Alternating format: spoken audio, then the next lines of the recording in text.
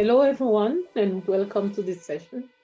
The session DT281, the hands-on, and here it's all about building and extending app with the ABAP RESTful application programming model. My name is Carine Djomo, and I'm here together with my colleague, Volker Drees, and we will host this session. And with us in the background, we have the support staff for this session. We have the colleagues Stefan Mattes, Flora Mehmedi, Merve Temel, and Daniela Feder together here with us. And we are delighted to host you here. So this is today's agenda. I will give you an overview of the applications we are going to work on in this session. And after that, we will go about over the ABAP RESTful application programming model, which is the programming model on the various ABAP stack, talking about SAP S/4HANA on-premise, but also in the cloud, so in the SAP S/4HANA cloud, and also on the SAP BTP ABAP platform, also known as Steampunk. So I will give you an introduction on the ABAP RESTful application programming model, and then together we will go over today's exercises. And at the end, we will wrap up the session with summary. So today's scenario, here we want to make you familiar with building OData services that can be used to build Fiori Elements app, Fiori app in general, but also services that can be exposed as web APIs on the ABAP stack. So here in today's exercises, we will work on a transactional OData services and build generate a Fiori Element app, a Fiori list report with draft, filter, search capabilities. Here on the screen, you can see we have a list of flight data. So it's all about our well-known ABAP flight reference scenario. We have some actions, so non-standard action on the applications. We have standard operations. Here we can see filter bar. We can also have full text search on such applications, and also navigations capabilities to in the present scenario to the object pages. And here into this exercise, we also know how to handle large objects, embed and download them from a Fiori applications, how this is enabled in an OData service. And yeah. Additionally, we will also have a look at the aspect testability. So how to test applications built with RAP. We are talking here about backend services done with the ABAP unit test. We are talking about tests done in the backend using the ABAP unit test here for the RAP business object, shortly called RAP-BO. First, we have red test, but hopefully, and that is what every developer hopes for, is to have green test at the end of the day. And so we'll go to that. The underlying application data model is very simplified. At the core of it, we have one entity, the travel entity, and we have some relation to the customer data and agency data. We have very simplified this data model in order to focus on the RAP capabilities and not to be burdened with the complexity of the applications. And we hope that by doing that, you really understand, have a very good feeling of what it means developing application with the ABAP RESTful programming model. So having done that, so now let's go over the application, the RAP, how we call it for short. So RAP is our application model on the ABAP platform for building different type of applications, so applications of different domains, so whether transactional or analytical app. The programming model provides a set of concepts, tools, frameworks, and languages. Here we are talking about the ABAP language, but also the core data services to build applications, and the whole is complemented with best practices, so how to really work efficiently with all these We see RAP as a universal programming model on the ABAP platform because it can be used, as I already mentioned, to build applications with different domains. And it can also be used to build applications from scratch, but also by reusing existing code, of course, if the code fulfills certain prerequisites. RAP is available in the cloud and on-premise. As it was introduced yesterday, also, we have the SAP S/4HANA Cloud ABAP environment, already introduced also last year, and which enables the development of fully decoupled application on the S/4HANA Cloud stack. And here also, developers can use RAP to work there.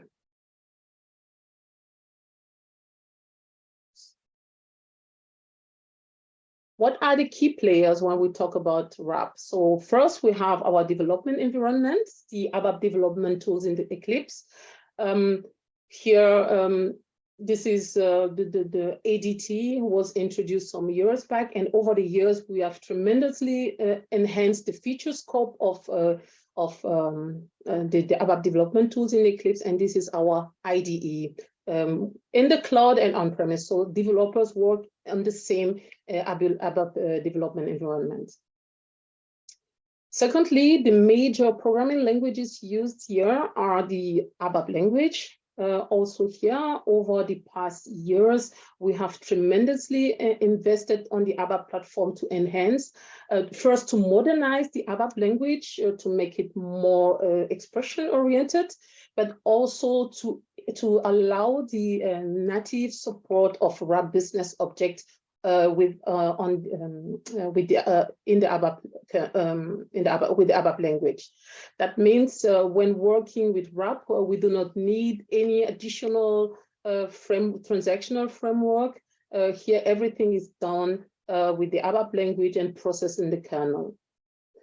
The ABAP Core Data Services is our new data modeling infrastructure on the ABAP stack. It was introduced with the release 740 and also heavily enhanced over the past years, so almost a decade. We have really heavily invested here. And CDS in regards to RAP was enhanced in order to support the modeling of the RAP business object also with CDS constructs. When working with RAP, we have all the standard implementation tasks are done with the ABAP language and the ABAP Core Data Services. The ABAP language was also enhanced with the so-called entity manipulation language, EML for short, which allows also a direct API-based access to RAP business object. Last but not least, we have the powerful RAP application infrastructure under the hood, which relieves developers from technical implementation tasks. And by doing that, allowing them to focus on adding the application-specific business logic. And this is done on protocol-independent layers. Here we have, I would like to present the big picture of RAP, which can be divided into three main layers. At the bottom, we have the data modeling and behavior layers, where we have the data model, but also all the dictionary objects and the logic associated to this data model, which is stored in classes, business, in BAPIs and so on, function models and so on. The data modeling and behavior layer is divided. First, we have three parts. On the left part, we have standard CDS entities, which can be used to model a query, a request, just request to model a query. Then in the middle, we have the transactional world of business objects, and this is what we will focus on today. And like in the real life, we have a representation, a fly, an airport, a customers, and business objects are consists of three parts. First, the data model, so the business object structure, which is defined with CDS. And then on this other hand, we have the behavior, so the transactional behavior of the business object, talking about the standard CRUD operation, create, read, update, delete, but also the business object specific functionalities here. And last but not least, we have the implementation. For the behavior definition, we have introduced a new artifact on the ABAP platform, the so-called CDS behavior definitions. And the implementation is done in ABAP classes, which has a special tag. On the right-hand side, we have the analytical data model. On the ABAP stack now, we have enhanced the feature scope of CDS and can now also have analytical data model based on cubes and dimensions.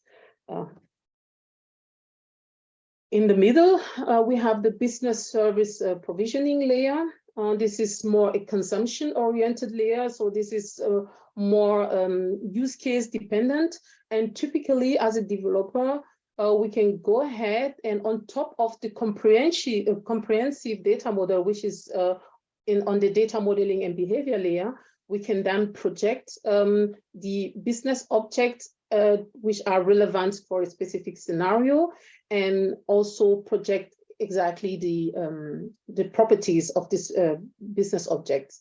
So the ones that are relevant for the given scenario. So this is the layer where we can enrich our data model and also denormalize it. So we have for the business object, we have the business object projections and the interfaces.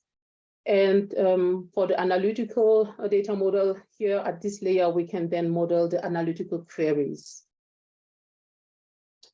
Once this is done, we can go ahead now and with using service definition, a new artifact on the ABAP platform, we can specify the relevant entities for our service. And with the service binding, we can do a mapping really from the service definition, so the service scope to the protocol and the use case. Different protocols are supported here. The major one is OData, but we also have the SAP information access protocols and SQL protocols that are supported here.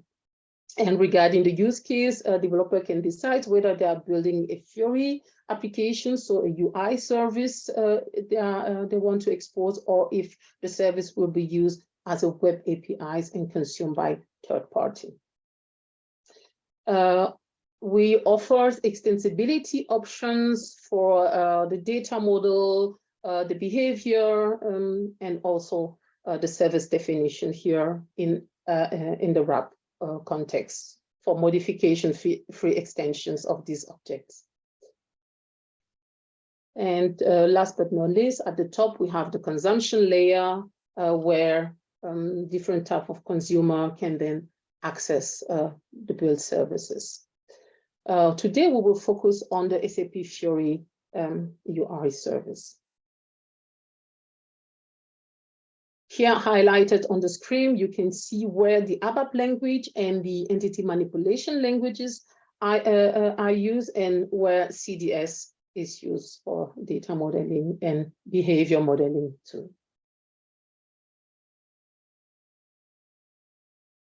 Let's have a closer look at business object. Just a recap, a business object consists of the data model. So we have here a composition hierarchy with the root entity and all the nodes.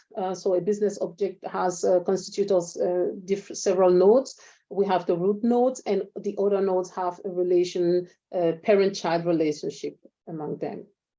And this is done with CDS construct. So the CDS language, data definition language, was enhanced for the purpose. Second aspect is the behavior. Already mentioned, we have the standard transactional behavior, create, read, update, delete. But then we also have the business object specific actions, functions, but also all the locking operations and draft operations. And then we have the runtime implementations, which is here displayed and consists majorly of the interaction phase, the save sequence, and in between we have the transactional buffer where updates are temporarily stored. Let's have a closer look at the runtime implementation.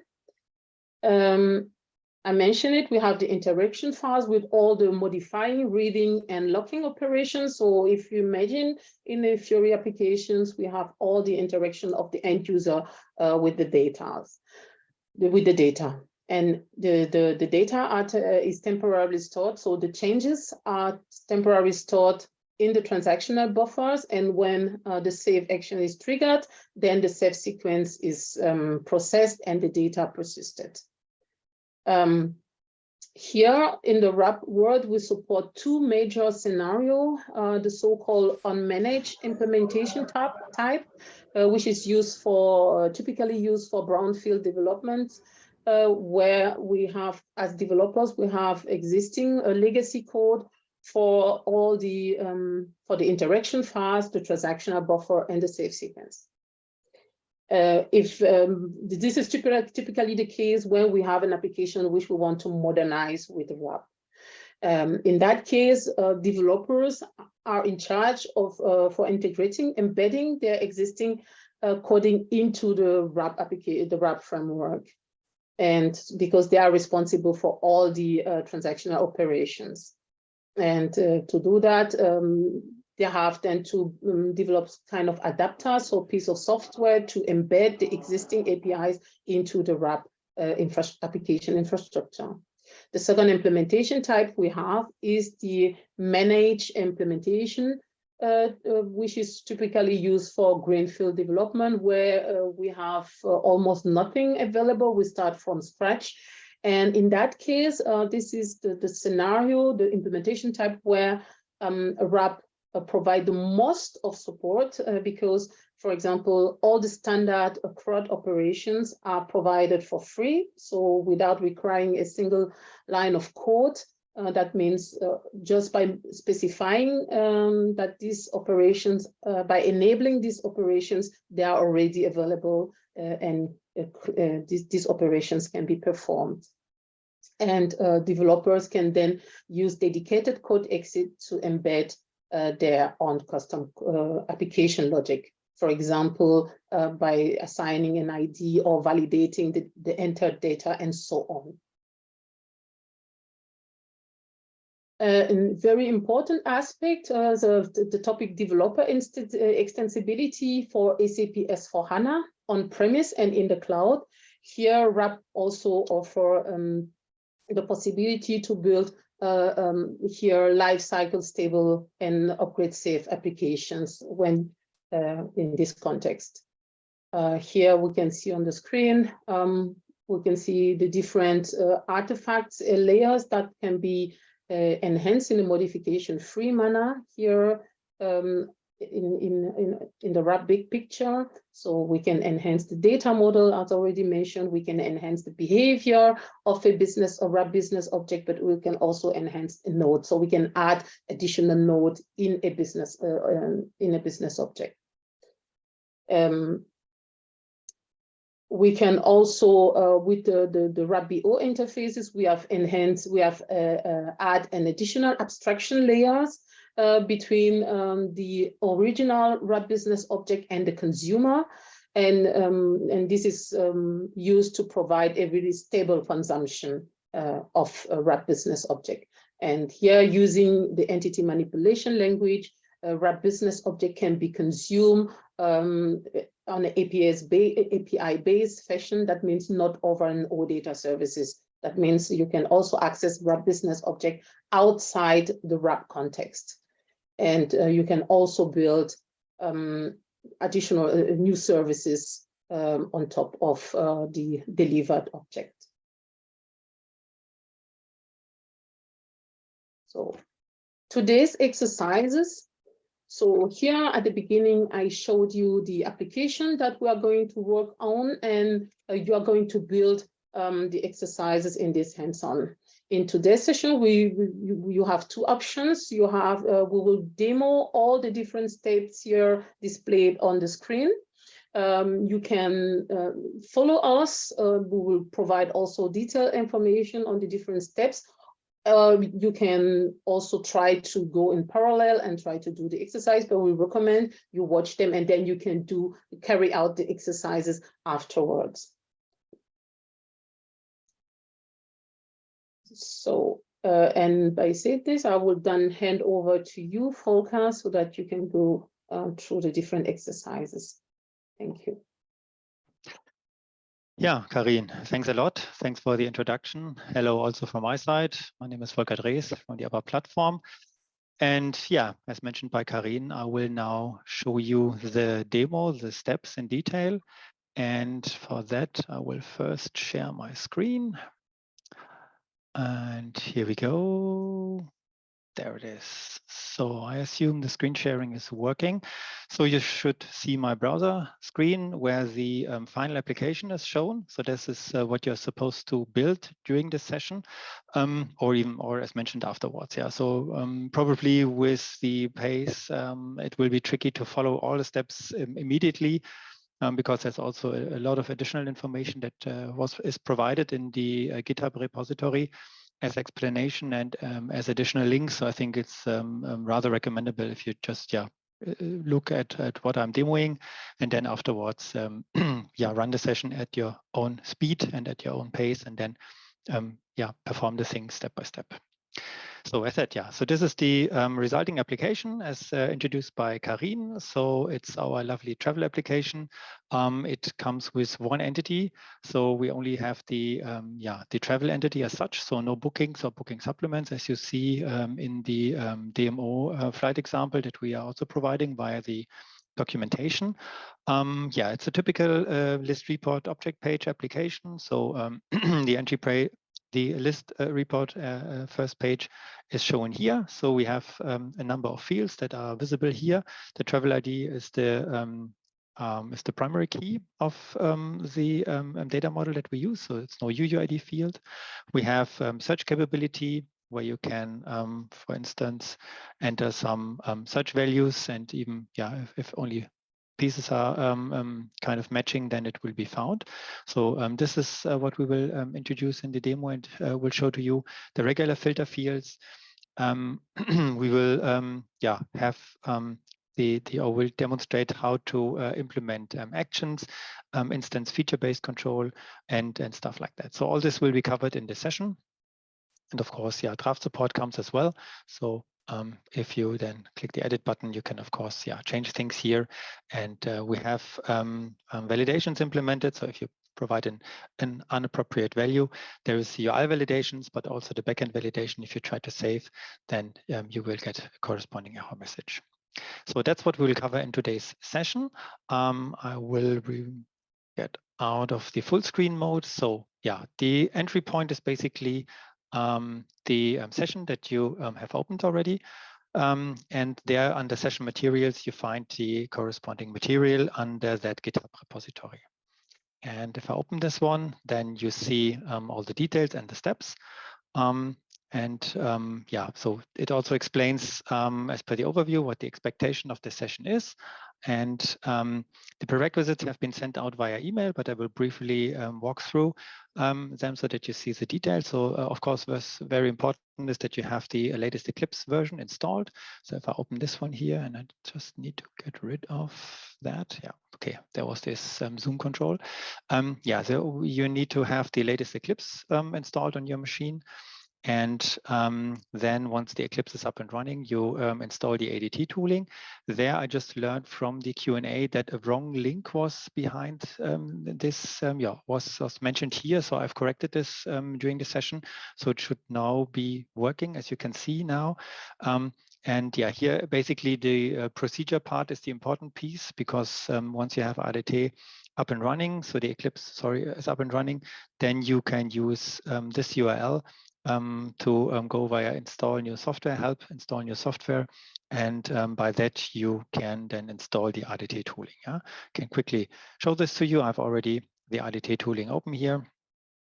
you would go for install your software, paste the URL, and then you just select the ABAP development tools. Yeah, in my case, there's nothing to be installed because I've obviously installed it already.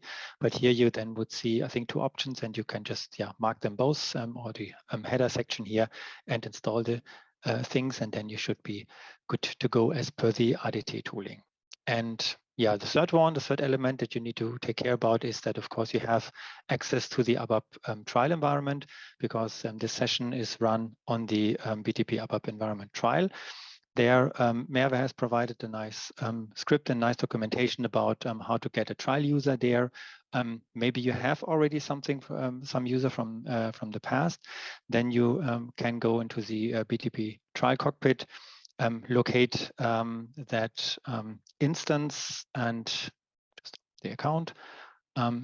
So the script explains, let me quickly go there. The script explains how you get access to the USEs, because that's important, and then how you run the booster. The booster then does all the important thing for you. But in case you already have access, so you have run the booster some time ago, then in the trial environment, when you access then your dev space, after it loads, here it is, and there you then see under instances, you see the ABAP trial instance that you might have registered already, and there under key, you find then the service key, because that is important that you make use of, or that's the easiest way actually, that you make use of the service key. You can just copy it here, or could also download it, of course. And yeah, that's the way how you would get it if you have already registered for a trial environment. Otherwise, running the booster, as explained here in the documentation, you would run the booster, and then as a result, you would also get this service key, which is the important puzzle piece that you need in order to connect via the ADT tooling. And inside the ADT tooling, then you would just create a new project, select ABAP Cloud Project, and there you choose SAP BTP ABAP environment, use the service key, and so either you import it if you have downloaded it locally from your hard drive, or you just copy and paste the one that you had, and then it should work. And if you see the screen, so you could either directly open the logon page in the browser. Sometimes there's a little hiccup with the cookies, and you might need to go for an incognito session. That is typically recommended if you have problems here. So for that, then copy the URL to your clipboard, then open it either in an incognito window or maybe just in a new tab. And I'm using here, in this case, Firefox. And then when you see this picture, then you should be good, because then the authentication and the login has worked, and then you can go ahead and create a project. I've already created a project, so I can cancel it here. But other than that, you would just then go finish, and then the project shows up here. Yeah, so I'm already connected. So let me close that quickly, clean this up a little bit. Yeah, so this is basically the prerequisite, the requirements that you need to take care about. And then you can basically get started with the actual exercises. And just to kind of avoid certain confusions here, so here, this the link that I've just used is pointing to the official TechEd GitHub repository that we are using here. But in the actual exercises, we have linked here or pointing to a separate repository. So don't be confused if you click on the exercises link and you end up in a different repository. It's actually the right one. So you're not mislocated or kind of misguided here. It is the RAP 100 session, more or less, that we, or the abbreviation, the prefix that we use here for this session. But as you can see here, you're still in the right TechEd session, either the in-person hands-on session that also takes place today, and the DT281 session that we are conducting now. Yeah, so it's the right repository. It's just the fact that we reuse this repository also for other occasions, and therefore it is being further developed, so it will not vanish, so it's at least not planned to remove it. So you can also stay tuned, and after a while you should also see then latest updates and more changes to it. But yeah, as per the exercises, so as introduced by Carine, we have a little getting started section. So some kind of little pieces that we need to talk about in the Eclipse environment. And then the actual exercises will create a database table, and we will use the RAP generator to generate the entire stack until up to the UI. So you have basically a ready to run application after that based on the database table. Then we will enrich the data model a little bit. We will add associations, and we will add some annotations to kind of enable the stream support so that you can work with large objects. Then, as you can read yourself, we will add early numbering. We will add determinations in order to determine the, in this case, the overall status when a new instance is created. We will add validations for the agency and for the begin and end date. Sorry, not for the agency, for the customer, and for the begin and end date. We will add a few actions. We will show you how dynamic feature control works. Unit testing will be covered, and we will have some extra session where some EML playground is used in order to try out certain things in regards to EML, entity manipulation language. So it makes sense to get familiar with these new terms in case that is something that you have not yet touched. But yeah, let's do it step by step. So yeah, getting started. I will jump into this one now. And yeah, getting started. First talks about the group ID. Since these trial environments that we are using, it's multiple instances under the same SID. So TRL is the SID that we are using here, and there's multiple instances. So it does not mean, in case I'm showing here certain artifacts and you try to find them, it's not it doesn't mean that you will be able to find them, because it could be that you are located on a different instance. Nevertheless, you are not the only one on that instance. So it's multiple people using that instance. And for as an example, you see that under that local, there's more than 170,000 artifacts in this box already. So you can imagine there's multiple people using the system. And due to that, because obviously we have to have unique IDs or identifiers for the repository artifacts, we need to come up with a unique group ID. And therefore, a 3-digit alphanumeric ID needs to be chosen by you. And that one is very important. Otherwise, you might run into conflicts, and that is obviously not wanted. So the group ID, and here, that's also the pattern here. So there's this is we also always use this click to expand here, so that the actual details are shown only when you click. That makes kind of the overview a little easier to understand and to grasp the overall exercise. So first thing, you need to identify an available group ID. So just choose any kind of 3-digit alphanumeric kind of ID that you want to go for and try it out if it is already used. Yeah. So what I will do is I will just copy this over in ADT. I will just try to open something with that ID. And in this case, I will take 281 because it's DT281. And the result is nothing, which is good. That means nobody else is using it, and therefore no other artifacts exist. As a different example, if I use one of my initials, because I practiced this, of course, up front, then you see with the ID VD4, there's already dozens of artifacts, and obviously that group ID is not available. So I will go for 281, and that should be fine. Yeah.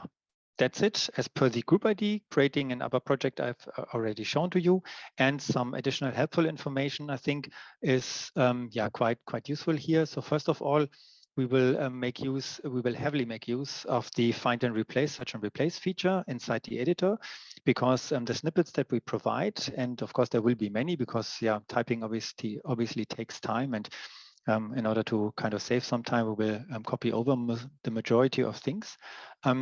These snippets that we provide come with a placeholder wherever other artifacts are referenced, because obviously we cannot guess the group ID that you will be using, and therefore you need to do search and replace with your actual group ID. And this is really recommended to make use of that, because otherwise in certain artifacts you would maybe go crazy in order to manually replace all these occurrences of the 3 hashes here.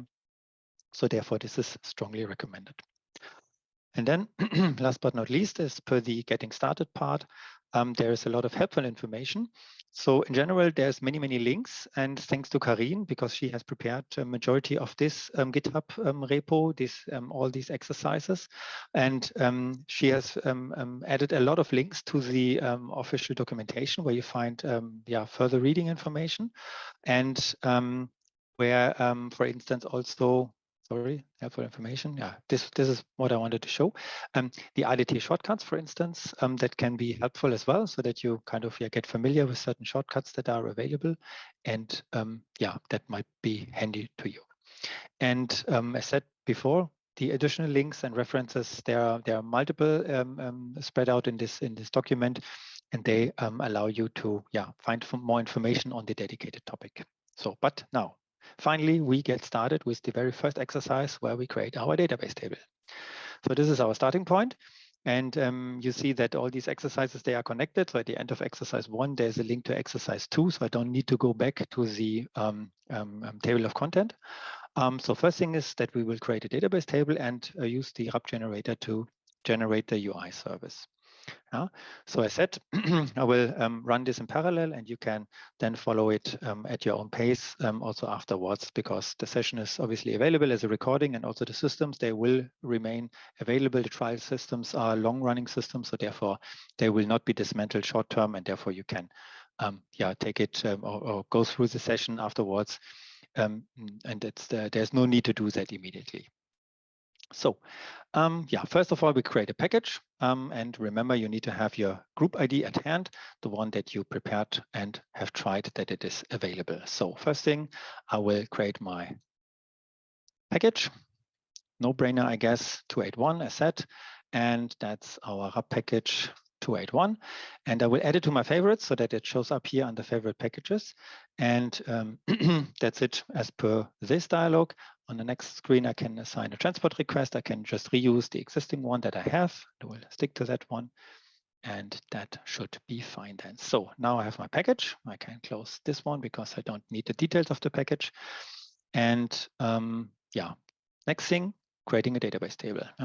So here we click and expand and see that we use the context navigation to create the database table.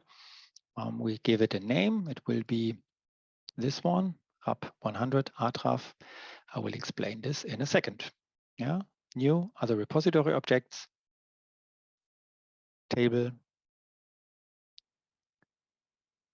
There it is. So and that's basically also the reason why we have chosen a 3-digit kind of group ID, because I will use 281.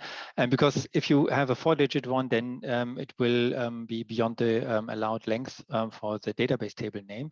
Other artifacts would work, so CDS views and stuff like that would work, but for the table name, it wouldn't. And therefore, you need to stick to the 3-digit ID. And short explanation, as said, we use the prefix RAP 100 because that's the kind of the bracket of these ABAP platform sessions.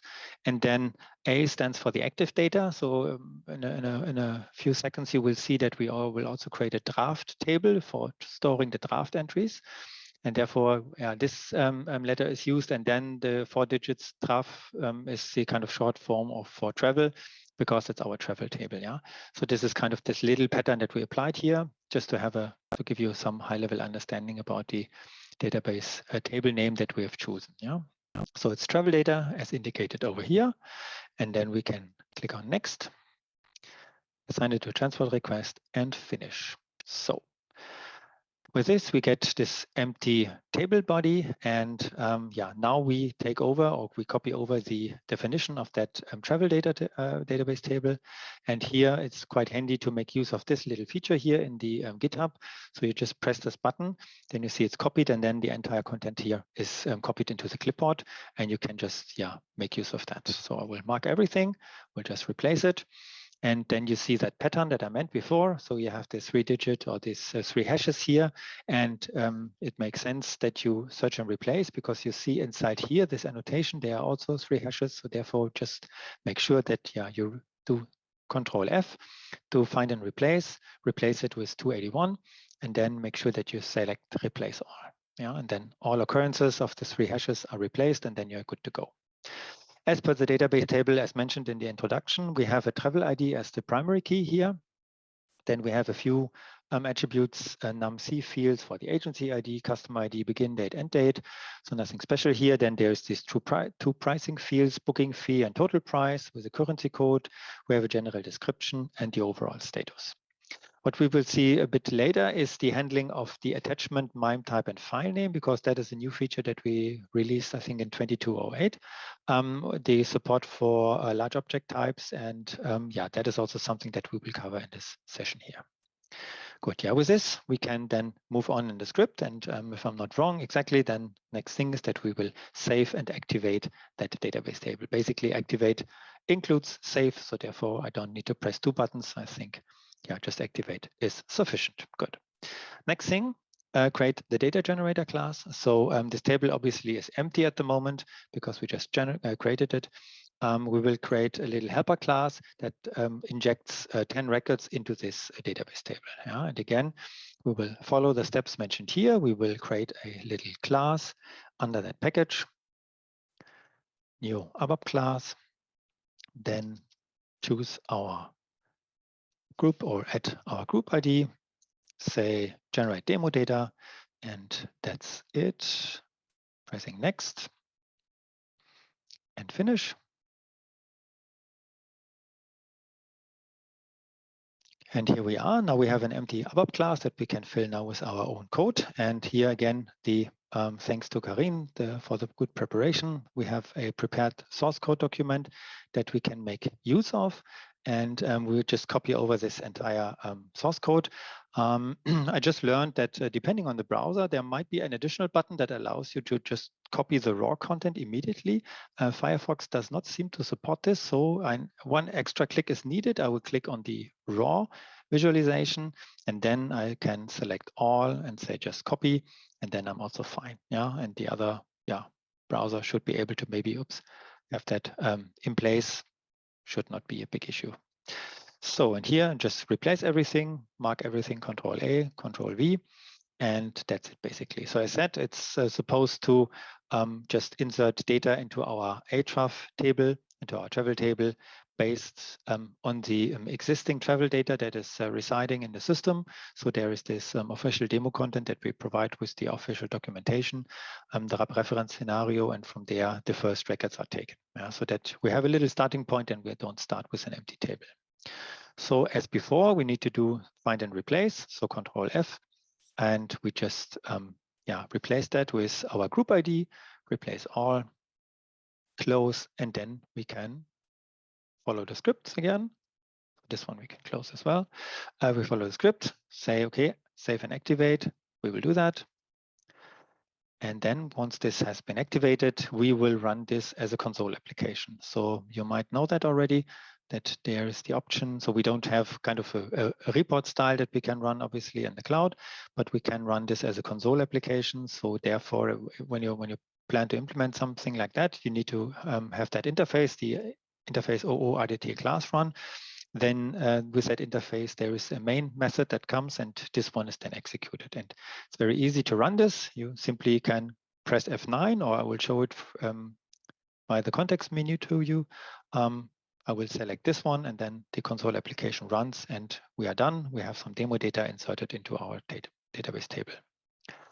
So we can quickly check on that. So that is also easy. You just mark the table, either inside the table or in the Project Explorer even. So the table does not need to be open. You can then choose right-click, run the table as an ABAP application, and you get the content. And you see there's our 10 sample records copied over from the demo content. And so we have a little starting point here. So we can then close these screens here and move on in our script. So we have now the database table with the example content. Next thing is that we generate the UI service. Yeah? So we will use the RDT RAP generator and to generate the entire all the artifacts up to the UI service.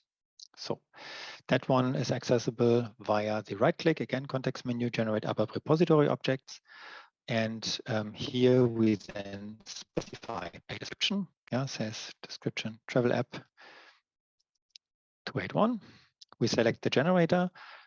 We will choose the second last one. It's a ABAP RESTful application programming model UI service, because we want to go for a UI service. Web API, for instance, would not need a draft support. So a few attributes, a few artifacts less will be generated. However, in this case, obviously, since we want to go for a Fiori UI, we want to have a Fiori service. So that is easy. On the next screen, there's a bit more to fill out. And again, this can be copied over from the script. So we have here a little table with the artifacts that need to be specified and the names that we are proposing. So first thing is the so-called base layer. So the actual business object needs to have a data definition name. That's the CDS view, name of the CDS view, which is equal to the behavior definition name. So that is the name that we will provide here first. That is, again, ZRAP 100. R stands for the base layer that we will be using. That has changed a bit over time. In the past, we have used I as the interface layer, but now we have introduced some releases ago a real interface. So therefore, a different letter was needed, and therefore we are choosing now R as the base view. And then travel TP. TP stands for transactional processing, and then again our lovely root number. The alias name is used inside the behavior definition to kind of avoid that the lengthy name of that entity needs to be used, but instead this alias travel is used and makes that a little easier. Make sure that you also use travel, because also then later on the EML statements are based on that. So that's the data model. On the behavior side, an implementation class needs to be specified. The class will be generated. It is empty. It has an empty stub. It will come with the global authorization handler, because that is a kind of mandatory implementation. Although it is empty, it is valid, but yeah, this one is at least needed, and therefore the behavior tool, the implementation class needs to be specified here. And again, we replace the 3 hashes with our group ID. Then, yeah, the draft table name is needed. And as said before, now it's not a draft or travel, but D for a draft table.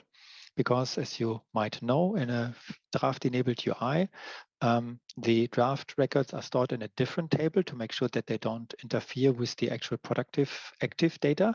So there's a clear separation that everything that is being edited under draft is stored in a separate table. And by that, yeah, basically it's guaranteed that no other subsequent process will see any of the draft data. Like if you have a sales order, VBAC, that table only contains the kind of real data, the checked and validated data, and the kind of, yeah, data that is being edited, that is in draft, is, yeah, separated in a separate table, and therefore does not interfere with the productive data. Then on top of the base layer, we need a projection that is for our UI-based service projection. And again, we need to give it a name, and that is the classical name for those of you who have worked already with RAP or with also the Fiori programming model, because they make use of the C naming pattern, which stands for consumption layer. Yeah, that is kind of, yeah, the naming that we follow here. And that, yeah, is only the CDSU and the corresponding projection behavior definition that will be created as well. Business service is then the service definition and the binding. That's the actual exposure. So the service definition will get its name, and the service binding also, and the UI binding type is already defaulted, because at the moment we only support OData v4. And that's it basically. Yeah. So with all this information, once all the fields have been entered, then the next button becomes active. And when you click next, then you get a little summary showing and indicating all the artifacts that are supposed to be generated. So especially as per the group ID, you can cross-check here again that you have provided a unique uniform group ID here, so that that there was no typo or something like that. And then when you click on next, assign a transport request, then you can actually start with the generation. The generation takes a little while, depending on the system load, maybe kind of 30 seconds, a minute or something like that. And once it is done, we can then refresh the Project Explorer and take a look at the artifacts that have been generated. A short request, Volker, please, to increase the font size of the editor. Okay, can do that, yeah. Thank you.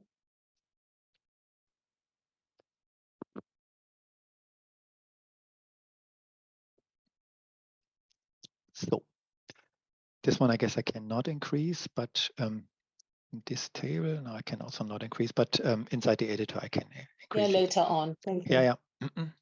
And okay, so I will reload the content, because the Project Explorer here, the tree is not refreshed automatically.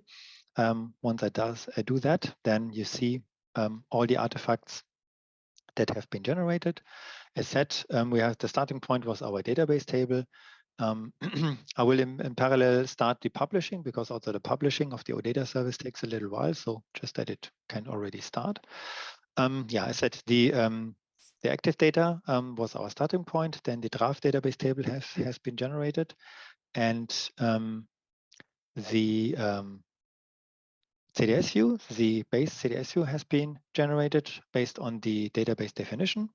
And on top of, or corresponding to that, a corresponding behavior definition. The base behavior definition has been generated with the implementation class reference here. We have that persistent table, the draft table mentioned, and there's already a few attributes for the fields, mandatory create, and we will talk about that in a minute. The services create, update, and delete enabled. It has draft support, so also the draft actions are contained here. And at the bottom, we see the mapping, because you see that the underscores have been removed, and instead the camel case was introduced, and that is covered here in the mapping information. And correspondingly, oops, should increase that. Sorry, forgot that. And so this is what was generated as per the base layer. And on the consumption layer, here's the consumption CDS view. That's what you see here. So basically all the fields will just be exposed as they are. And then corresponding behavior definition is also generated. It's a projection behavior definition. That's using the strict mode, which is the recommended one, because then the latest and greatest checks apply. It makes use of draft. It exposes in the E tag that was defined. It exposes all the CRUD operation and the actions that I mentioned before. As said, at the moment, the RAP generators are unfortunately only capable of generating a single entity, so a single node. So multiple nodes are not yet supported, and I hope we can provide such a support soon. But at the moment, we need to stick to one entity and one level, and the additional ones then need to be added afterwards. So, and on top of the CDS layers, the consumption layer, then the service definition is making use or exposing basically the consumption CDS view. And that one is then used in the service binding, the one that we just are publishing, and this has just finished. And once that is done, we can basically access our travel application. As a short check, we can also use the service URL in order to see if everything is working, because maybe, okay, it's not yet working. Good to see that. That might happen to you as well. So either you press the service URL or you try to run the preview immediately. Then you might get this error message saying that the service group is not yet published. So don't panic if this happens. Just kind of relax and wait a little while. So we also mentioned this in the documentation here, in the when you publish the service, even though the service binding has finished, the publishing has happened, and you see that the entity set is listed here. It might happen that the actual publishing is not entirely done. So there are certain processes in the background running, and I don't know about the workload on this trial environment. So it could happen that some additional 2 to 3 minutes are needed until these task lists that are processed in the background are done and that you can access your service. So don't start unpublish and publish again, because you might fear that you have done something wrong or so. So typically, there's a general rule. You typically don't need to press the unpublish button and publish again. So everything that you change in your data model, for instance, adding a new field, adding a new entity type, adding also exposing another entity's type here, or whatsoever, all these changes need to be reflected automatically, and there's typically no need to unpublish and publish again. In most of the cases, it should be self-healing by just waiting a while until these changes are then reflected, especially in this publishing case now. Let me see if it now works. Oh, it's still not published, okay. But as I said, don't unpublish and publish again because you feel that maybe something went wrong or so. It should, kind of work out of the box. Keeping fingers crossed, so therefore no interaction from your side is needed, and especially in this trial environment where multiple or many people are working, especially during TechEd, there's always peak times, and especially TechEd is such a peak time on these boxes where this might be a little delayed, and therefore, as said, just leave it aside, and then we will come back in a second, and we will just move on with the script for a second. So the script now says, okay, we can make use of the application and we can play around with it. That is the expected result and outcome. And yeah, maybe, okay, let's give it another try. See if it works now. No, still not working. Okay, I could even try here, but yeah, there it's even more cryptic and we see that it's not yet done and I need to be patient here. But nevertheless, we will just move on and come back then to that point in a second. So we would assume that we have now waited kind of 2 or 3 more minutes that the application runs. And then it's basically like SM30 transaction in the ABAP backend, where you can then just kind of play the data as it is without any validation. I mean, there's just the data types that sound validation. But on top of that, there's nothing special. And this is now what we will add. Also, you will see that we will add long texts so that you just don't need or just not only see the IDs like you see here in this screenshot here, where just customer ID is shown and stuff like that. So maybe I'm lucky and it's done now. Oh, it's still not published. Okay, so I'm not lucky now, but nevertheless, let's move on. Exercise number 2, where we now enrich the data model. So we will add associations to the related instances or objects, and we will also enable the stream support. Yeah. So scrolling down in the exercise here, you will see that first we will enhance the base BO model, and that is done by adding associations to the agency, customer, overall status, and currency CDS views. Yeah, so we have these DMO objects in the system, and also iCurrency is a released and accessible CDS view that can be used in own implementations, and therefore we will add these associations to our data model. Yeah, we will copy that.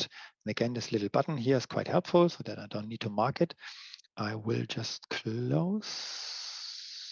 No, we'll leave it open because no, I can't close it because I have it already in the browser. So I will add now here the association. For that, I will open the base CDS view, so not on the consumption layer, but on the base view. And then under the select statement, we will insert this here. Yeah? So you see that all these associations are there. And yeah, so first of all, when you add them, they will give you a warning message because that we are introducing an association which we are not using, and therefore obviously it doesn't make much sense from a CDS modeling point of view. And for that, we will scroll further down and we will see that also the script is mentioning the exposure of these associations, and that is done by adding them at the bottom. And this can be done here. So, and now we have added them, and the warnings that we have seen here are gone. The reason why we use this as first of all is it is part of the model. So we have an agency ID, we have a customer ID, and so on, and there is dedicated CDS views reflecting the possible values. So from a pure modeling perspective, it makes sense. But furthermore, we will also make use of these associations when it comes to text mapping. Yeah, so that we have, instead of the ID, the ability to show the short text in the UI, and therefore we also need these associations. Yeah, and one thing I skipped, which is to use this not required for the authorization annotation, because just in case you are wondering or confused why there is certain warnings shown here in the CDS views, this is simply because by default the authorization check is set to check, which means it is enabled. And that is expected then at DCL, the data control language or access control list. Yeah, this is not present and we're not covering this in this session. So therefore we can just say, okay, it's not required, and therefore we can just kind of remove it. Then we will also shorten this a little bit. Then also this warning should vanish, and then we should be good to go here. So this one I think I can activate now. And the other one, I will do the same, just as I said, just kind of polishing to get rid of these warning messages, so that the kind of tooling is not concerned about it. So we'll activate this as well. In the meantime, I will take a little look at our service, check if the exposure has worked. Still not. Wow, that is it's too long actually. It should not happen that Okay, otherwise we move on. Otherwise, we will not be able to cover everything here. So as said, we have added the associations in order to reflect this in our data model or to enrich our data model. And we are also exposing them here at the bottom. We can also clean this a little up, but this is just, again, polishing. So we can make use of the code alignment here. We can use the Shift F1 and format the coding. That also sometimes becomes handy because then, you have this aligned a little nicer because the generator is just kind of generating them technically, the elements here, and it's not doing the pretty print, and therefore we can do that manually. So with that, I'm done as per the CDS view, the base CDS view. Yeah, so we have added the associations and we export them, and after that we can activate it. That was done now. So then we want to enable the large object handling. So what we also call OData stream support. And there is, as I mentioned before, we have, or Carine has added many links to the documentation. And this is such one where you can to the official documentation where you can read and get further information on the, basically in this case, handling of OData streams, and the overall area of large object handling. And in our case, we enable this by doing the following. So I've shown you the fields and the database table when we created a database table. So there was, or there is, an attachment field, a MIME type field, and a file name field. Maybe quickly jumping back to that again. So the attachment is kind of important in this sense, and let me use the element info to explain this better to you. So the attachment is used as or defined as a raw string, which is important, because obviously an attachment or binary large object can grow quite big, and therefore a raw string, in this case without any length constraint, is used. And there is a MIME type, which is a must. Every stream has to have a MIME type. That's mandatory. And optionally, we also have a file name that is used in order to store the file name.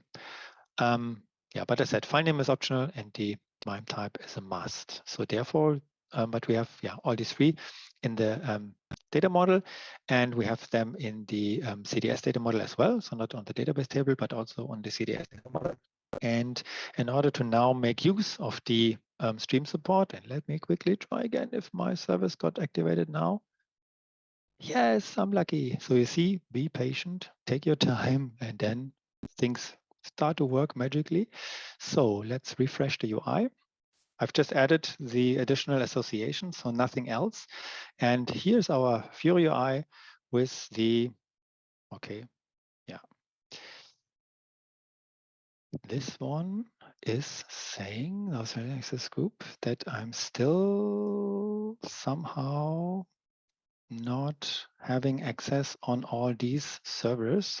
Strange, weird. That should not happen. Let me reload the page again. Okay, I'm not too lucky today, so let's give that one some more time, because the Steampunk boxes come at least with 2 application servers, and maybe the second one has not learned that I'm allowed to use that service. So I will continue. Again, be patient and take your time. Good. So large object support, as said, we have the database table fields, the 3 ones that we need. Now we need to enrich our data model in order to add the corresponding annotations so that also the system knows that these fields are basically used for stream support. Because if the application would already run and work, those fields would just be shown as regular input fields, and Fiori elements would not recognize them as stream support, so you would not see an upload button or something like that. And in order to enable that, we need to give some annotations. So first of all, the MIME type needs to be annotated as a MIME type so that the data model knows that this is actually a MIME type that we do with this one. And then most importantly, the attachment element here is getting the large object annotation. And that is kind of the new important thing here, that we use the large object annotation here, semantic large object annotation. We point to the MIME type field, and it's added here because to highlight this. So this is case sensitive. So make sure that you have the right camel case writing here. We are pointing to the file name. We are able to specify the MIME types that are allowed. So in this case, we limit to image PNG and image JPEG. You could leave that open, that's an optional annotation, then everything is allowed, every attachment can be uploaded. But in this case, we limit this to pictures only. And then content disposition preference says or identifies the handling. So when we click on the attachment, if it is supposed to be downloaded or if it's as an alternative opened inline, that's the other alternative, that it's kind of just opened in a separate tab. Yeah, these are the options that you have there. And that's it basically. So as indicated here, you specify this information. Here you find additional explanation. And then once done, we can just activate our CDS view, and then everything should be fine. Good. So next thing is that we do some enhancements on the projection level. So here we have kind of some major changes. And in the meantime, let me quickly check if my service works now.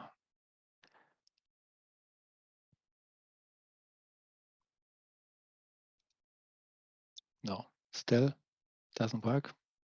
Very bad. Demo effect. Today morning it was working, but not now. But okay, anyway, let's go ahead. Enhancing the projection layer.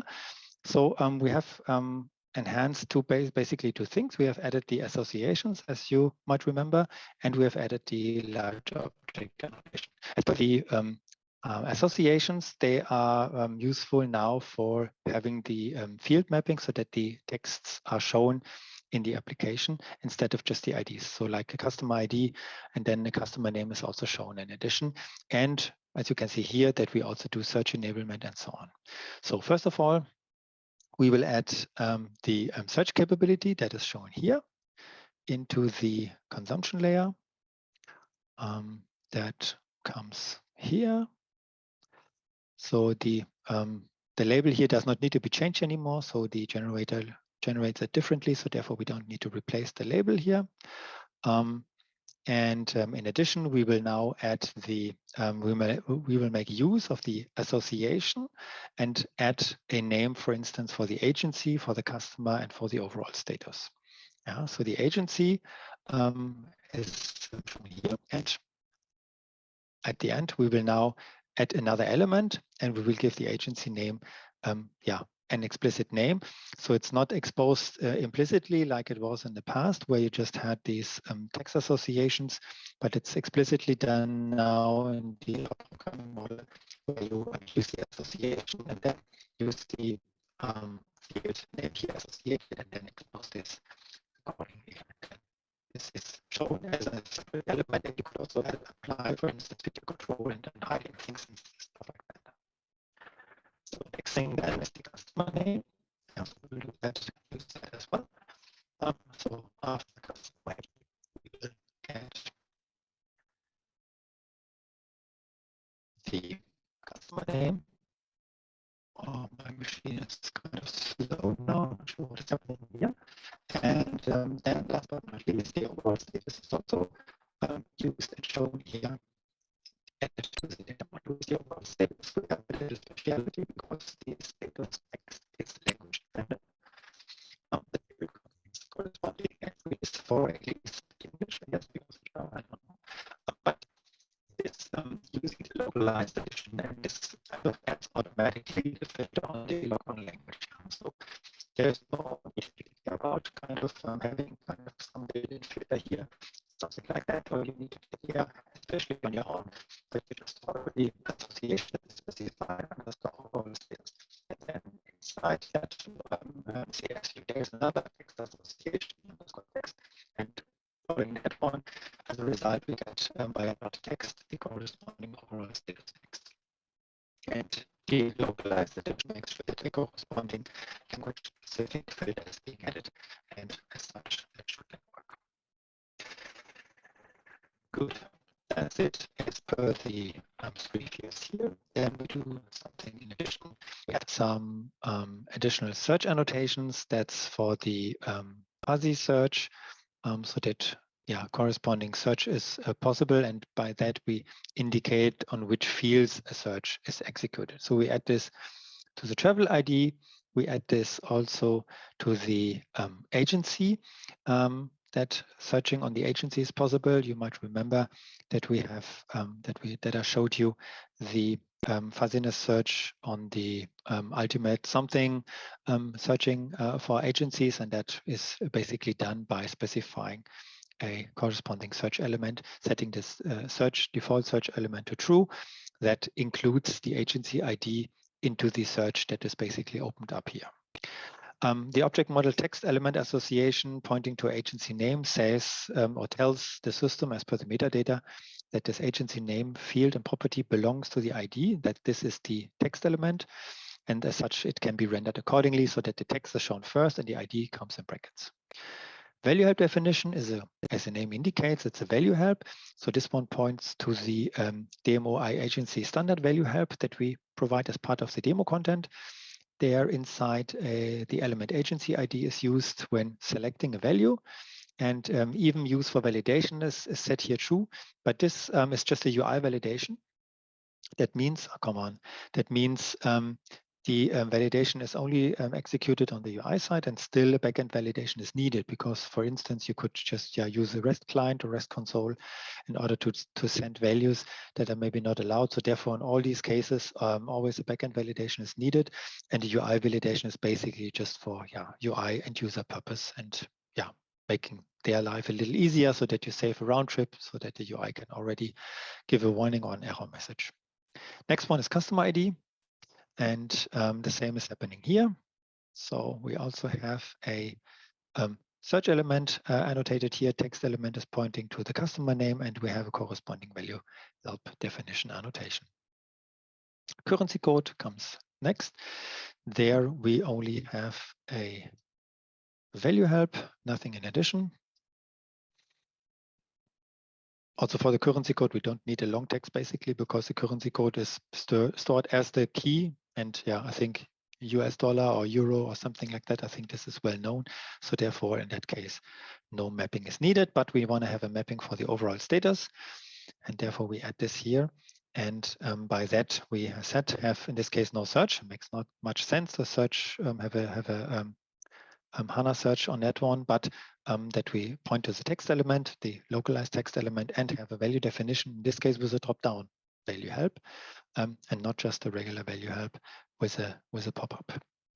Once all this has been implemented, we can just press Shift F1 to have the formatting again done so that this is a bit better aligned. And then we can take a look at the script. And if everything is as expected here and is documented here, we can then activate our changes.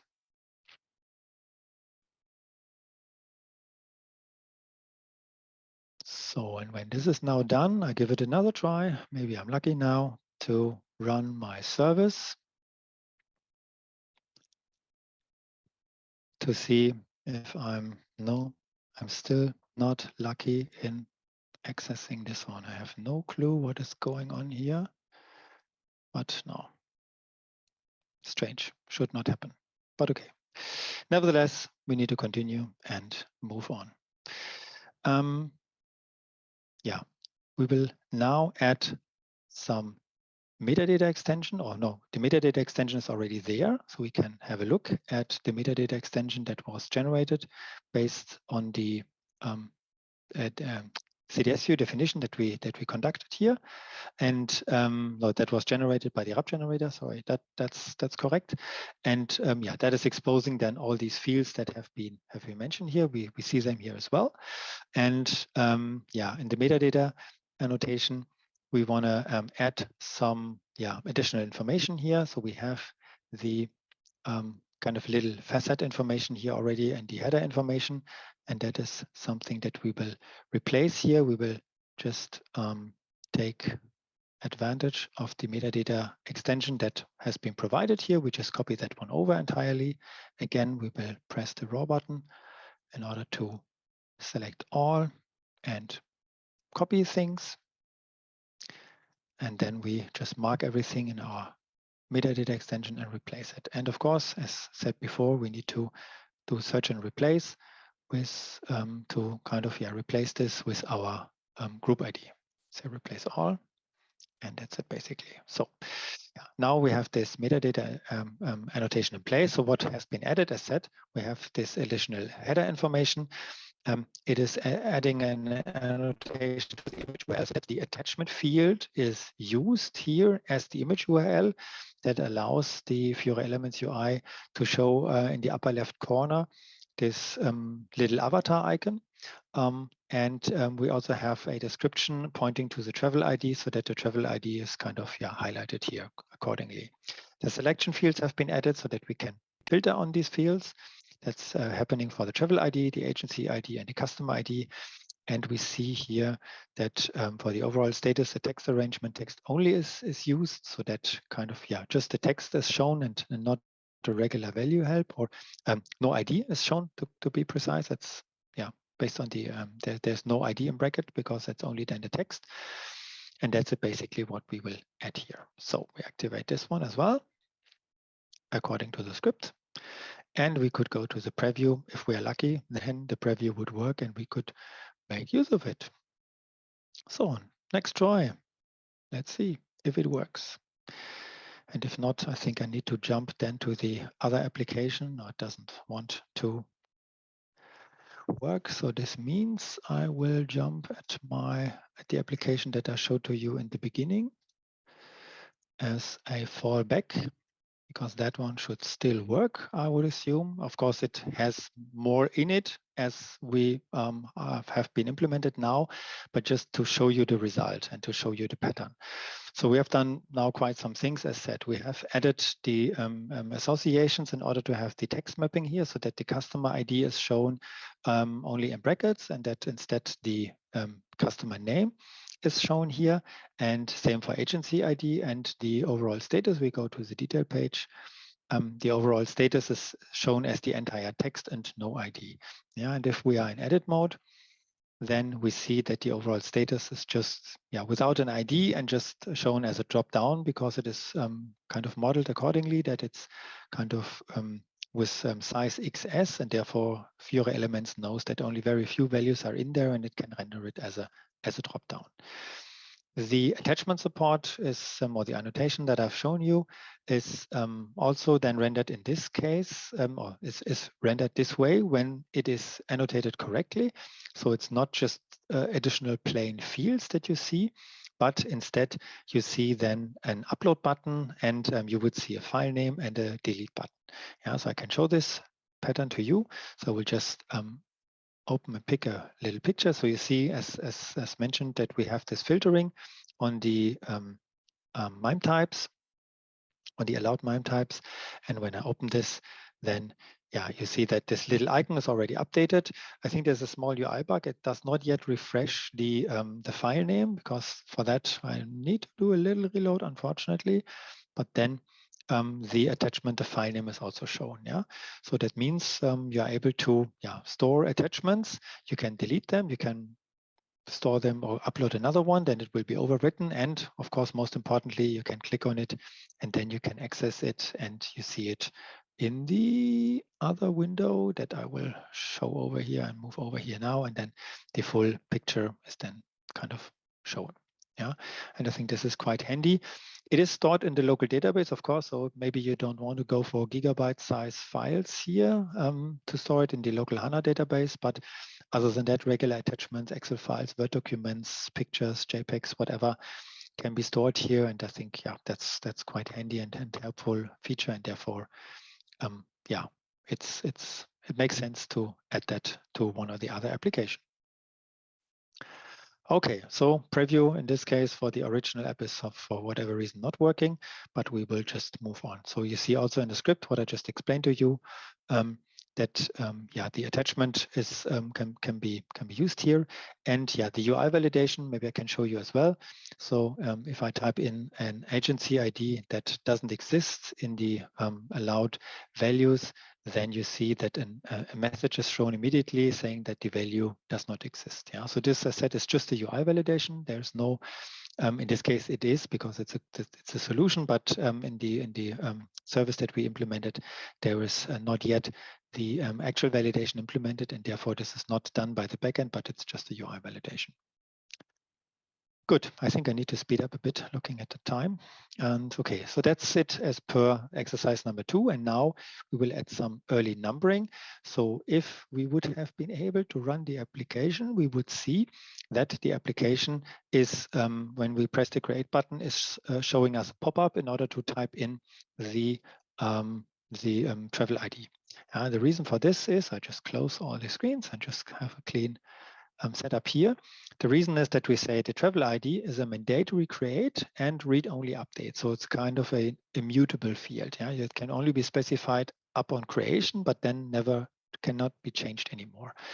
And that results in a pop-up in the UI, so that you get a pop-up when you press the create button, and that works fine. You can just use that. So it's external numbering, but in this case, we show you how you implement internal numbering, and that early numbering is, let me try something in addition. I will expose this again, just to make sure that maybe if there's something wrong with my exposure, which should typically not happen. So test before service binding, just maybe as a fallback, not sure what is going wrong with my service here. I don't know. But yeah, so I need to activate and then publish, and then we go on with the script. Maybe for whatever reason that binding got broken, I don't know. But okay, the behavior definition here.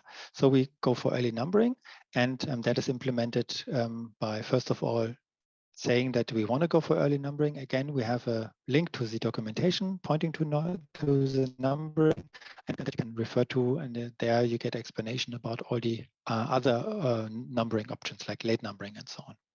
So the early unmanaged numbering is indicated by adding the early numbering to the behavior definition. That can be done quickly by just entering early numbering here.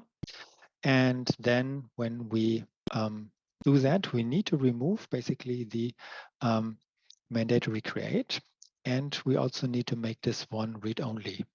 Yeah, because then we say basically, okay, the field from an external perspective is not meant to be changed at all.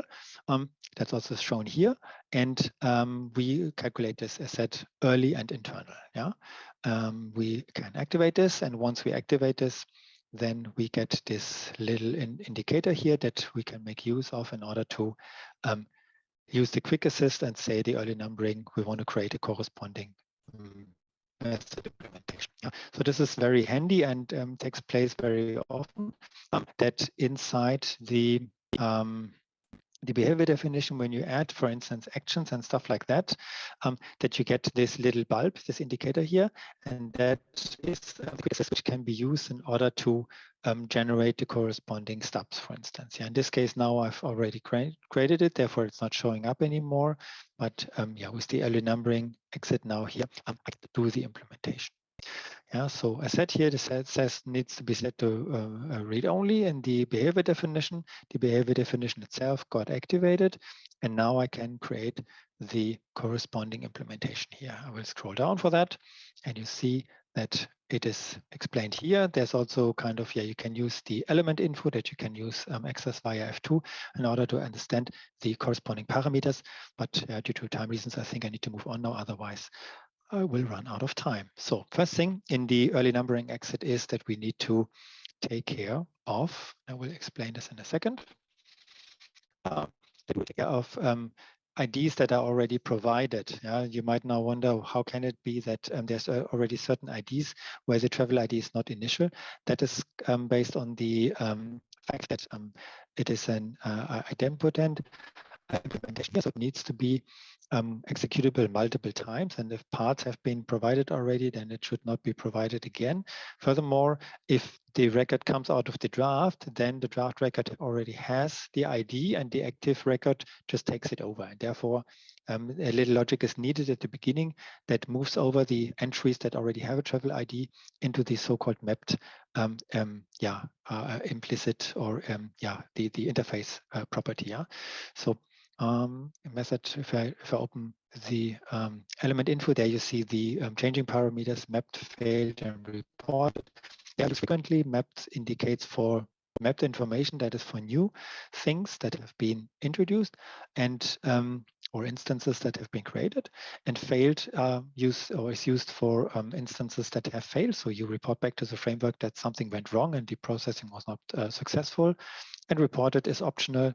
That helps or that allows you to provide messages to the system, and that are then transported to the UI so that the user has an information about what basically went wrong.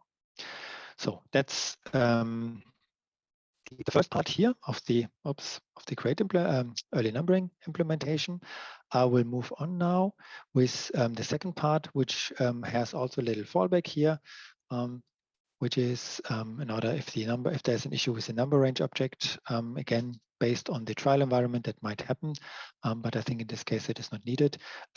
Once this has been sorted out, so the actual entries, the travel entries without a number are now kind of determined, then the actual class number range runtime number get is executed with the quantity of numbers that we want to retrieve. Yeah, and in this case we just assume that it's worked well, and in case something some exception is thrown, then we just report this back as failed entries and say, okay, we need to exit and stop here. Yeah, and once then the new numbers have been calculated, we then only need to report them back, and this is done in the third and last part here that is shown at the end, where then the with the max travel ID that was calculated by the number range, this is then assigned to the entities and provided back in the mapped table, in the mapped travel table, and as such the framework knows and understands the newly created IDs. Yeah, and again we do search and replace because we have our placeholders used here, so we need to replace everything. We use what is wrong now?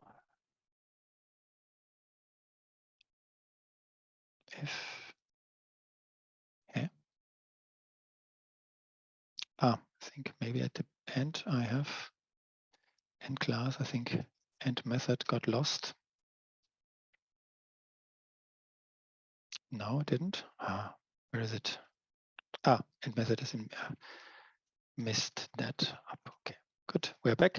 And no, it has to be in here. Come on. So end method. No, not end select. End method. Here we go. Now it's happy, and now we can do the pretty print. Okay, good. Once this is done, we can then look back at our script and activate the changes. So, and let's give it another try. First, if the original service is now working, this was our fallback service, but the original one, let's see if this one works now and the whatever authorizations got assigned. Sure. Yes.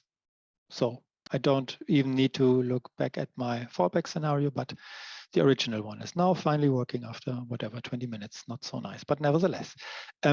So we are more or less back in the game. And yeah, this is the original service. And as I said, now we have created the external numbering and all the other features are working as well. So you see the attachments, but here you see the handling of the long texts. Yeah, so as said, and even editing should work. You see that the attachment upload is there and everything. So in order to save time, oh my God, we are running out of time. Nevertheless, when I now press create, you see that the number range works, yeah, and that a travel ID is picked from that number range. Yeah, so this comes now from this little implementation that I did, and I'm not getting this pop-up, which I was not able to show you because of that other issues. Yeah, good. So we can preview and run the test, and that was successful. Now we move on with the terminations. the determination, there's an easy one that we will use and implement. It is setting the status to open when a new record is created. Yeah, we just created a new record, as you can see, and the overall status is empty because there is no logic that fills it. And this is what we will change now. Again, there's a reference to the official documentation. And now we will first thing, we will define this in the behavior by adding a determination set status to open statement here. So this is done under delete and by adding this. So again, I activate as indicated here. And this determination runs on modify. So whenever a modification is happening and when the create event is happened. So this is basically when a new instance is created, that is the right declaration here. And same as before, we can either use control 1 to open the quick assist, or we can use this icon here, this little light bulb, and click there, and then load the quick assist, and then it says add method for determination, blah, blah, blah, to that behavior implementation. And that is frequently used and very handy because then you don't need to worry about the signature and the declaration, because if I quickly jump to the declaration part, then you see that this is for determine, on modify, importing, and so on. And to note or write all this down might be quite tricky. I even struggle there here and there with it. So therefore, it's very helpful that the tooling colleagues have done a very good job here in providing this as a step into the behavior implementation pool. Okay. Then back to the script, we will copy the implementation, and then I will quickly and briefly explain what it does. Before that, we need to add some constants here. They will be added to the private section at the top, just that we use some kind of constants here. Come on, for the travel status, and that we don't have hard-coded values here. But other than that, we will then use this implementation for the actual implementation of the set status to open determination. So this will go here now, and then I will explain it. So first of all, again, search and replace is needed. Replace all. Then we can do a little pretty print. And now, so does a read statement, read entity statement, that's the entity manipulation language, EML. In order to read the travel entity, that's very important to use this alias when you run the data generator so that this matches. And it reads the overall status field for all the entries and the keys that are provided. Typically, it's only a single key, but yeah, RAP by default is mass enabled, and therefore it could be multiple keys as well. And the resulting travels are then checked. We will just proceed with those that have no status yet set, and those that have no status set yet will receive the overall status defined as open. Yeah, and this is simply done here in this modify statement. So we can read instances, and we can perform modify operations via EML. It's all executed in the with the addition in local mode. That is very important because this ensures that authorization checks and feature control, for instance, is not executed because we are inside our BO implementation. Although we use EML, which is also used then for the external BO communication or consumption, inside we use the addition in local mode, and by that we indicate that we are kind of in a friendship environment. We are part of the BO, or we are inside the BO implementation, and as such, we want to make use, or we want to ensure best performance, and this is done by using the in local mode, because then certain checks like authority check and feature control are skipped. And you could write read-only fields, which you could never do from an external consumption point of view. And yeah, that is done. And this once this status is set and we activate this coding, we take a look at the script. That's what we are supposed to do. Then we can go back, do a little refresh of the application, run it again. And then if we press create, then we see that this status is now set to open. Yeah? So our coding is working. I could put a breakpoint and show you the details, but I said, based on that, I think we need to go on. Otherwise, we might not be able to cover everything that is planned. Good. Yeah, that's the review. And we can move on with the validations. So validations, as said, are used to validate the correct corresponding data. And in this case, we will do a customer validation, and we will validate the date information that has been inserted here.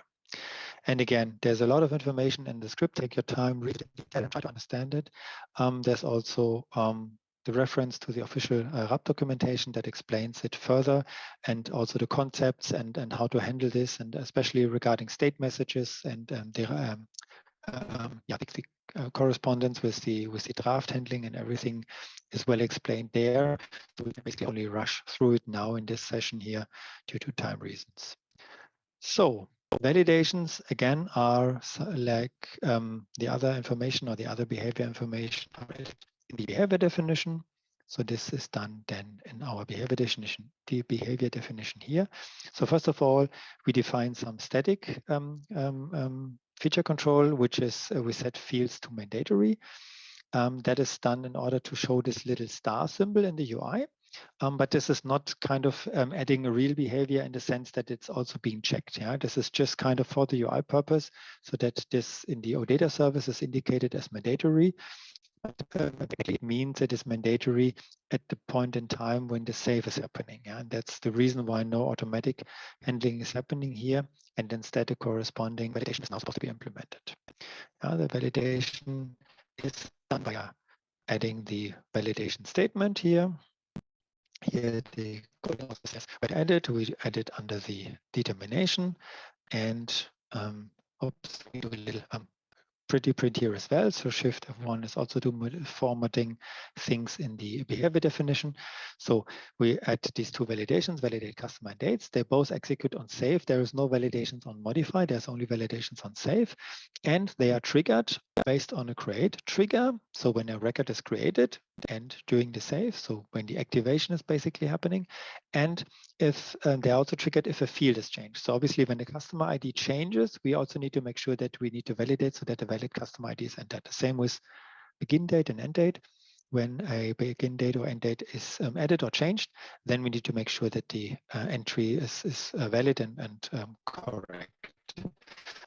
We need to enrich the draft determine action prepare. That goes into the area of draft orchestration. And again, you find this explained in the documentation, but only a few words. When you press the save button in the UI, the draft orchestration performs, first of all, a prepare, and afterwards the activate. And the prepare basically says, okay, perform all the final checks on the backend on the draft side, and if all is fine and pretty perfect, then the activation is taking place, and then the draft is copied over into the active instance, and the draft is discarded. And in order to implement our check here, it is important that we add these two validations to the draft determine action prepare, because then already on the draft side, these checks are executed, and if validations fail, the draft is not activated, and the activate basically is not happening. It's basically aborting, and the prepare responds the corresponding messages. Yeah, and this is very important. So this is kind of sometimes left out, that the validations that are added are not also assigned to the draft determination prepare, which is important. So once this is done, we again activate, and we use the little tooltip here, the quick fix, to add the two missing implementations, one for validate customer and one for validate dates. So then we, as said here, we activate this and go for the implementation. Then scrolling down again, you could take a look at the element info and get an explanation about the importing and changing parameters. Get the keys to be validated, and we are supposed to fill failed and reported in case something is wrong. So failed is a must. This indicates to the framework that something went wrong, and reported is optional, so that a nice information to the end user is presented. Otherwise, only a generic error message is shown, which obviously is not very nice for the end user. So scrolling further down, and again, there's a lot of explanation explaining all the details and the interface variables. We copy the coding for the validate customer here, and then we replace the stub that was generated. We need to scroll up a little bit and fix this indent here. Then we do search and replace by our group ID. And with that, we are basically done. So this is the validate customer implementation. It reads all the customer IDs that have been provided for the given keys. And in this result, then we do kind of a distinct selection so that we say, okay, even if one customer is mentioned multiple times, we only want to kind of have a distinct list of occurring customers in that list of travels. And with that, we do a database select to basically fetch the existing customers. And later on in this validation here, we check in the line exists statement that the customer IDs that have been provided are part of this selection. Basically, if they exist, and if not, we then throw an error message. Yeah, so we throw an error in two cases: customer ID is initial, which is not allowed, so it's mandatory, and we throw an error message if the ID is provided but not part of the existing customers. And this, of course, is also an error. And an error is indicated always by setting the failed instance. So we hand over the key, the transactional key, the T key, which is consists of the draft indicator as well as the travel ID, the actual key in our case. Yeah, it's a combination. Therefore, use the T key. That's always recommended to use a transactional key. And we put this into the failed table. And by that, we indicate to the framework something went wrong. You cannot go on. Yeah. In addition, we provide an information into the reported interface variable, because there we say, okay, this is basically the message that we raise so that the end user gets a proper T100 error message indicating or explaining what basically went wrong. The state area is used in the combination of draft spot because the messages, they are stored with that draft. If you leave the screen open with the error message or revisit that instance later on, then the messages will be calculated again, but they are still present. Therefore, they are stored together with the draft. And in case you then basically fix one of the issues, then you need to make sure that the values also are cleared, and this is done up here.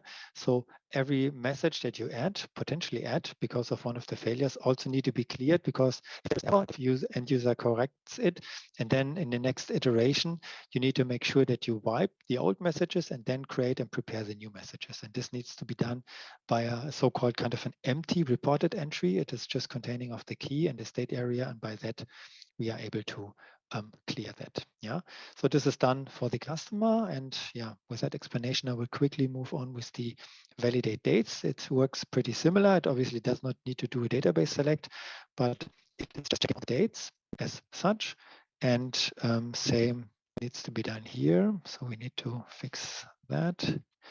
Then we replace with the group ID. And here, yeah, we also do with the clearing with that state area. We say if the begin date is initial or if it's lower than the system date and stuff like that. So we have a certain set of rules that we apply here. And if one of them is violated, then corresponding error message is thrown and shown then to the end user. With that, we activate this. As indicated here, we move on with our preview, do a little reload. And then we should see that if, for instance, the begin date and or end date is empty, just pressing create or pressing save, then you see that corresponding error messages are shown. Yeah, so you see that the customer ID is giving a message and the starting date and the end date as well. So this is based on our validation that we just implemented. And yeah, of course, we can now fix that. And then you see upon next create, then those vanish because they are now fixed. And if I now add a new error, try to save it, then it comes back. And then again, some field validation is, the validation is not successful and therefore an error message is shown. Okay, next thing is actions, but I think not sure whether we are able to continue. Carine, I think we might need to jump into question and answer or the closing up the session. Not sure. Carine, are you there?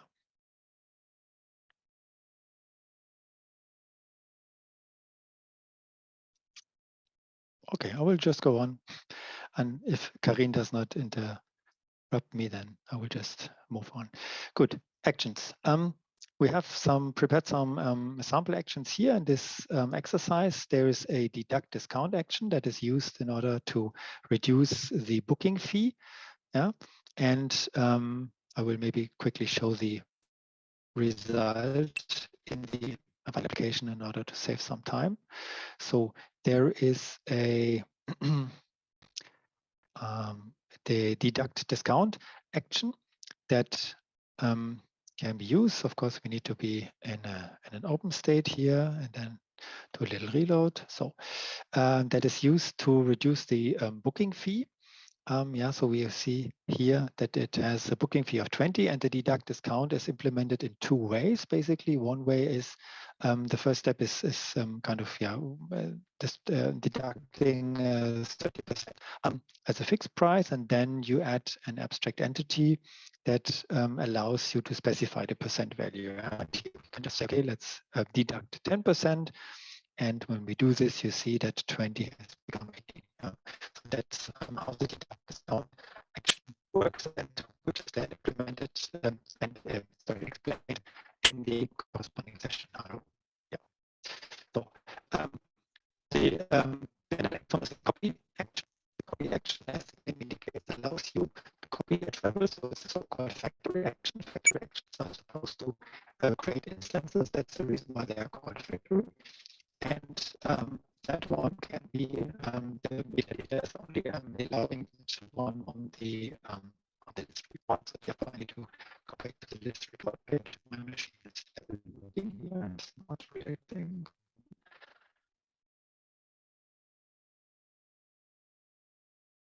Hello. That one is available on the list report only. So there you could, if the UI comes back. Hello UI. There you could mark an entry. That's a copy. The implementation copies most of the fields, and the defaults are the fields like the date fields and so on, because otherwise the validations might fail and therefore you could not copy on. So let's try that again. And for some reason the performance of the machine is really bad at the moment. So it's not the backend system, but it's really my end.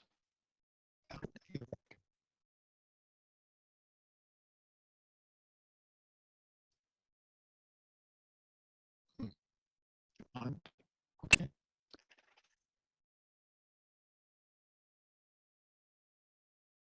So let me try to reload the UI. Maybe that helps a little bit.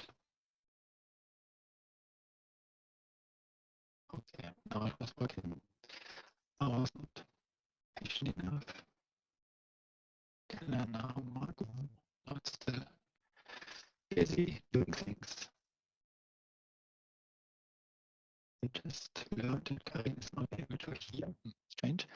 But okay, let's move on here with my little explanation. I think you have a few minutes left. Now, okay, now as again back to speed more or less.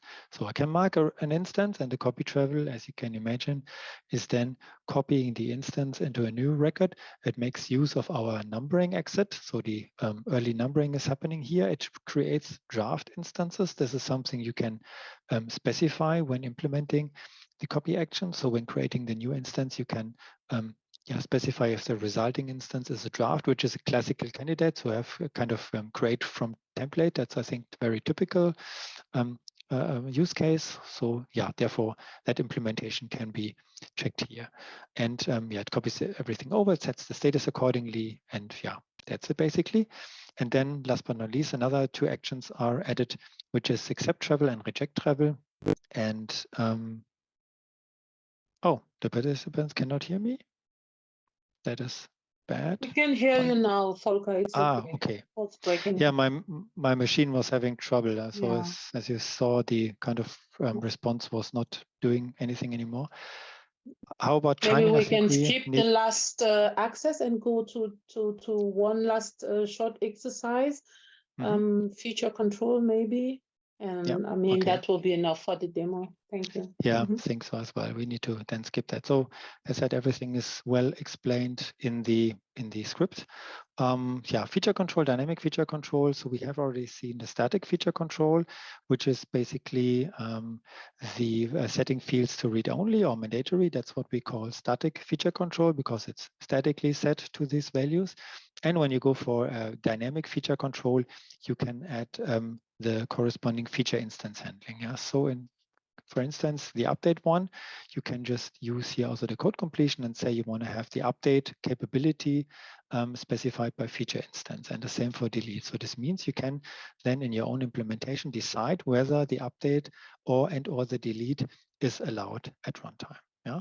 So the same is also explained here. So update and delete are set dynamically. Also the deduct discount action is set dynamically, which is obviously not yet covered in this exercise here, but which I have covered in the other package. So we'll just quickly add my other, add package. So set up 100.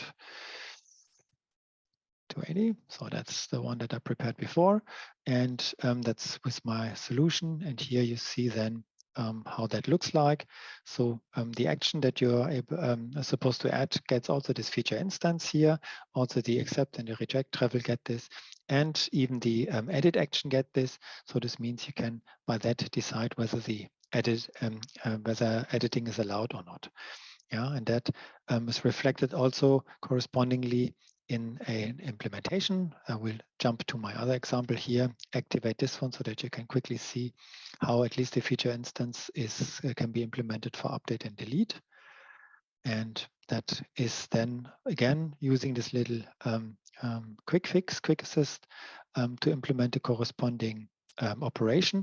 It's now located on the entity level because the feature instance is based on entity level and covers the entire entity. So associated this little light bulb with a dedicated operation, and therefore you do it up here. Yeah, so thank you very much, Volker. I mean, we went through, you went through all the exercises with very in-depth explanations, and we were now, oops, I lost my, wait a minute, please. PowerPoint just switch off, sorry for that.